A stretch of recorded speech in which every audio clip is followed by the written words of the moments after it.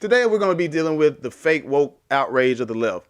And it happens all the time. But the first story I want to talk about is what happened with J.K. Rowling when apparently you're transphobic if you buy her new Harry Potter game. Because trans activists are still upset because she said that men are men and women are women. It's funny how they want us to tolerate their lifestyle, but they don't want to tolerate science. And then we have this next story from Paris Milan. It's a podcaster who had some pretty choice words about Tyre Nichols' past. And if you don't know who Tyre Nichols is, he was the black man that was killed by 5 black officers in Memphis, Tennessee last week. And he's already been put to rest. But here's what she has to say about him. I started seeing black women engaging in these behaviors, cape heavily for Tyre, expressing their empathy, which to me is not necessarily abnormal. Something I noticed on his Instagram and his social media pages, he constantly revered. If you have any familiarity with Northern California, in particular Sacramento, extremely colorist. They typically date interracially. So I wasn't shocked by this. I didn't feel any way about this. But something that I did notice on his Facebook in particular, little pandering vibes. So he was posting all of these different, SJW type of posts back in 2020. He said a message to humanity.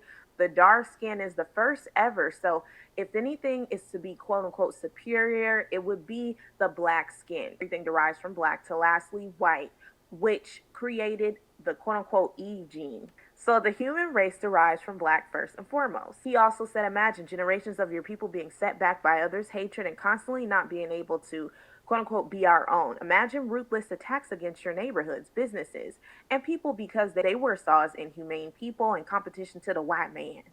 Generations that could have built great futures for your people, and it's just taken from you like some kind of sport. Welcome to quote unquote true white America, not the hood white folks that got culture. This is why we say white women tears are deadly. The guy didn't do anything wrong and was let go. She was super excited in the first half to see it happen.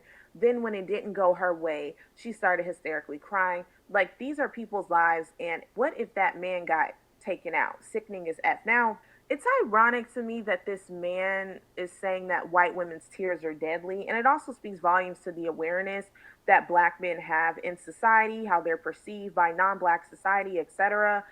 And they go on to date the women that they cry and play the race card with. Again, it's just more of the pandering here. He said to my black women, this couldn't be any more true. Hashtag black girl magic. So the sticker says black women are genius.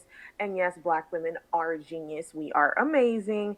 And he was also talking about some racialized event that happened to 4 black people. And he was upset because he felt like the news wasn't covering it. She really wants me not to like this guy, but apparently he's trying to bring awareness to what's going on in the black community. What I noticed on his Twitter is that he got this sick gratification out of black girls fighting. And I don't know about y'all, but I hate to see people fight, even if it's online, even if it's in person. It just bothers me. But he loved to see them fight. He said, witness a black girl fight. Haha, that's some crazy ish. A black girl fight. This should be interesting. Why do they always fly during a fight? Hashtag black girls wig. This man loved to see us fighting, but he lost his life in the most way. Ooh, that gives me chills to thought about that. But this tweet here, I was done after this. Someone called him stupid on Twitter, and he was upset that this person called him stupid. Do you know what he literally replied to this person and said? He said, don't call me stupid. I will have a are you, hashtag in a quickness. Now, what news station did you hear report on this? None of these news outlets reporting that this person, who y'all are acting like is the next closest thing to the Messiah, was literally weaponizing a onto someone who just called them stupid and also R-ing that person.